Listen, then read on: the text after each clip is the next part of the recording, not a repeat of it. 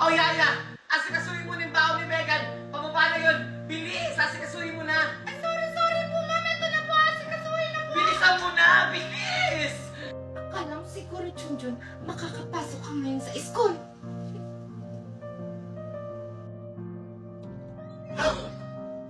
Oh Megan, bakit ka dito? May kailangan ka ba? Ah, wala. Pinapasabi lang ni Mami na bilisan mo daw kumilos dyan.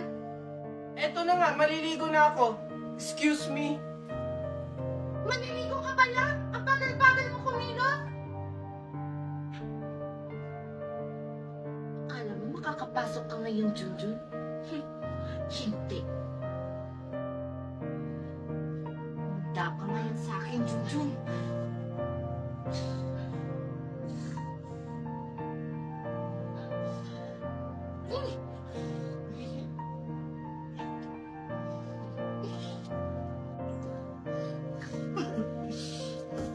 Oh, Junjun! Ba't ngayon ka lang naligo? Malilit na kayo ni Megan, oh! Maaga pa naman po. Anong maaga? Huwag mo nga kayahin yung school mo dati sa school nila Megan. Mami, nakahanda na po ako. Wait lang, Megan. Ito kasing isa, pabagal-bagal. No! Ayoko yung kasabay sa school, Mami! Mauna na lang tayo! Ayaw niyong kasabay si Junjun, ako na lang maghahalin sa kanya. Sige Junjun, magbihis ka na. Sige po.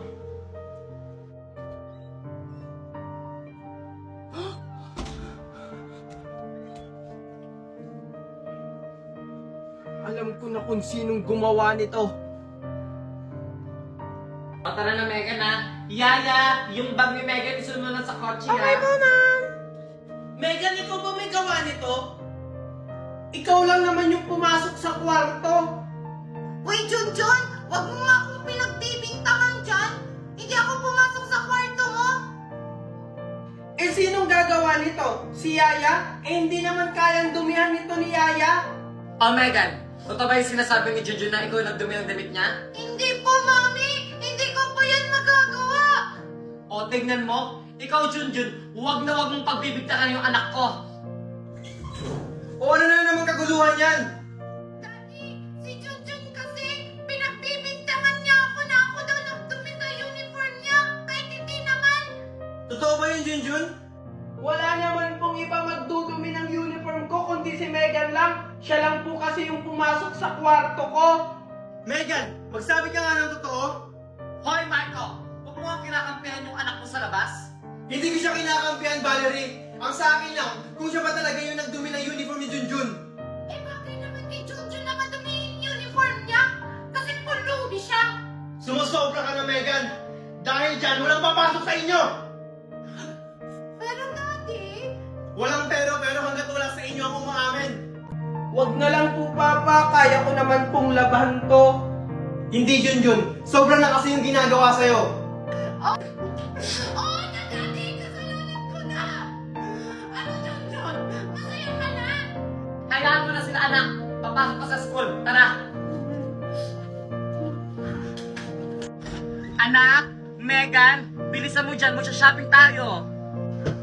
Mami? Ngayon na tayo mag-shopping? Kaya nga, bilisan mo dyan kasi ngayon tayo magsha-shopping. Sige po, Mami. Oh, Manong, anong ginagawa mo sa harap ng bahay namin? Andyan po ba si Sir Marco? O bakit? Anong kailangan mo sa asawa ko? Kayo po pala yung asawa ni Sir Marco. Pakibigay na lang po kay Sir Marco. Ano ba to? Basta, si Sir Marco lang yung nakakaalam yan. O sige po, alis na po ako. Manong, wait ang kinaka... Teka, ang bilis naman ng Manong na yun. Ano kaya binigay niya kay Marco? Parang hirap buksanin to.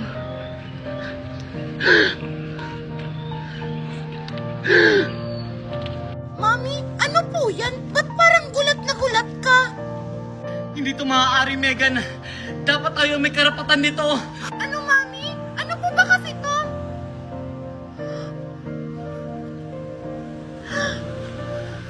Hindi to maaari, Megan. Wag na lang po, Papa. Kaya ko naman pong labahan to. Hindi Junjun, sobra na kasi yung ginagawa sa'yo. Oo na, Daddy! Kasalanan ko na! Ano, Junjun? Masaya ka na? anak. Papasok ka sa school. Tara. Anak, Megan, bilisan mo dyan. Magsha-shopping tayo. Ah, Mami? Ngayon na tayo mag-shopping? Kaya nga, bilisan mo dyan kasi ngayon tayo magsha-shopping. Ah, sige po, Mami. Oh, Manong, anong ginagawa mo sa harap ng bahay namin? Ah, andyan po ba si Sir Marco? O bakit? Anong kailangan mo sa asawa ko? Ah, kayo po pala yung asawa ni Sir Marco. Ah, pakibigay na lang po kay Sir Marco. Ano ba to? Basta, si Sir Marco lang yung nakakaalam yan. O sige po, alis na po ako. Manong, wait ang kinaka... Teka, ang bilis naman ng Manong na yun. Ano kaya binigay niya kay Marco? Parang hirap buksanin to.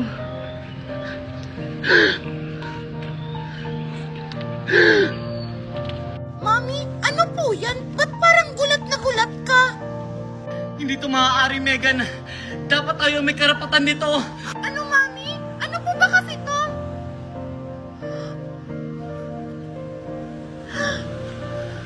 Hindi to maaari, Megan. Ko? Wala kang iyang bata ka. Ito po yung tita. Wala kang iyang bata ka. Kaya ka pala pumunta dito para agad mo ang lahat ng ari-arian na dapat para sa amin. Tita, wala po akong alam dyan. Kahit hindi ka bukso lahat ng pangalan na para sa amin. to? Ano to, Marco? Tama na, Valerie! Junjun, okay ka lang? Ano ba kasi yan, Valerie? Ano ito? Ha?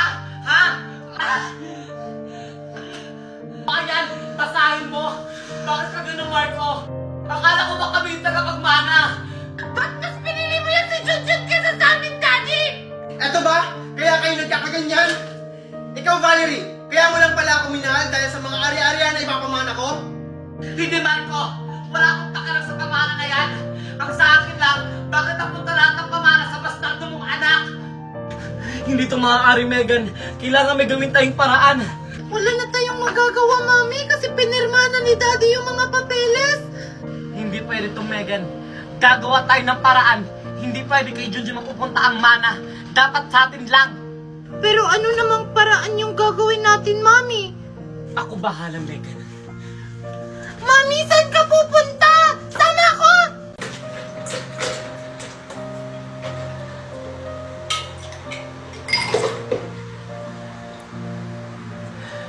Junjun! Bakit po, tita? Halika nga dito. Ah, sige po, tita. Ibigay mo to sa tata mo. Nandun siya sa labas. Ah, sige po, tita. Anong tempo ka pa mo dyan? Ibigay mo sa tata mo. Ah, sige po.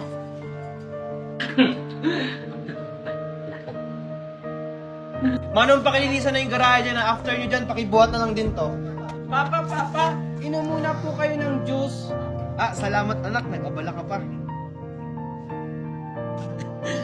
Handa ka, Junjun.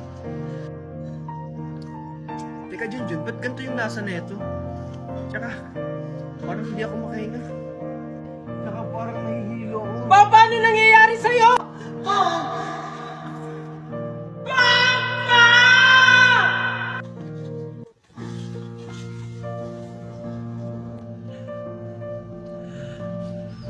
Marco! Papa, ano nangyayari Marco! Marco! Junjun! Anong ginawa mo kay Marco? Hindi ko po alam. Bigla na lang po siyang nahilo nung uminom po siya ng juice. Sinasabi ko na nga ba? Nilaso mo yung asawa ko! Hindi ko po yun magagawa kay Papa. Di ba po, kayo po yung nagbigay ng inumin para kay Papa? Oo! Ako ang nagbigay sa'yo ng juice. Pero sigurado ako, ikaw ang naglagay ng lason para patayin mo yung asawa ko at nakuha mo ang kayamanan. Walang hiya kang bata ka! Tulang! Tulang! Oh, Marco! Huwag ka muna tumayo. Alam mo naman na hindi ka pa magaling eh. Daddy, buti naman at gumaling ka na. Daddy, ba't ba kasi ikaw na hospital? Ano ba nangyari sa'yo? Alam mo ba kung bakit? Kagagawan to ni Junjun. Sinasabi ko na nga ba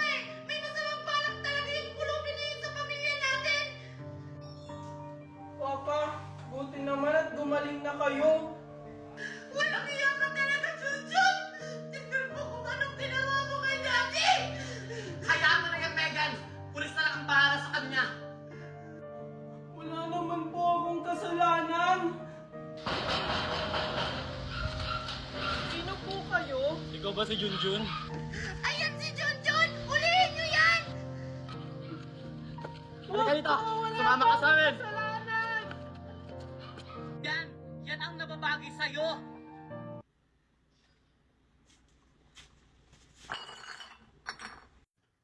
Sino yan?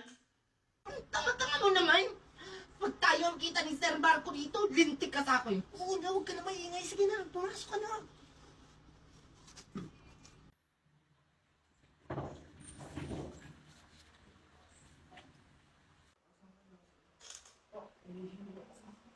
Valerie! Valerie! Sige, tulak mo na. Dito mo, uwi ka na nga. Marco? Marco? Marco? Marco? Marco, nasaan ka? Marco! Ano pong ginagawa niyo kay Daddy?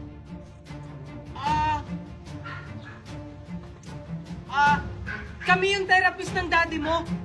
Ah, ganun po ba? O sige po, pagalingin niyo po yung daddy ko ha. Ika na kayo dun, ha? Buti naman ang nakaupa, ha? Sige na, ipasok na natin sa kotse. Marco, nasaan ka? Marco! Mami, bakit po? Ano pong nangyayari? Dati mo nawawala! Ha? Si Daddy po? Andun po siya. Dala-dala ng dalawang nakasalamin na lalaki. Sabi nila, therapist daw yun ni Daddy. Oh, walang meron sa dati mo! Baka kilisap yun! Marco! Marco! O sige na, baka maabutan pa tayo. Bilis.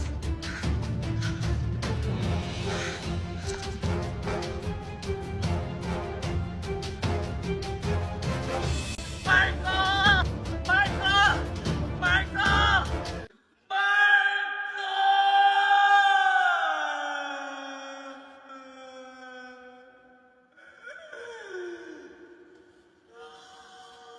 Mami, paano na yan? Wala na si Daddy. Hindi ko alam, Megan. Nang dahil kay Junjun, nagkaletsi-letsi ang buhay natin.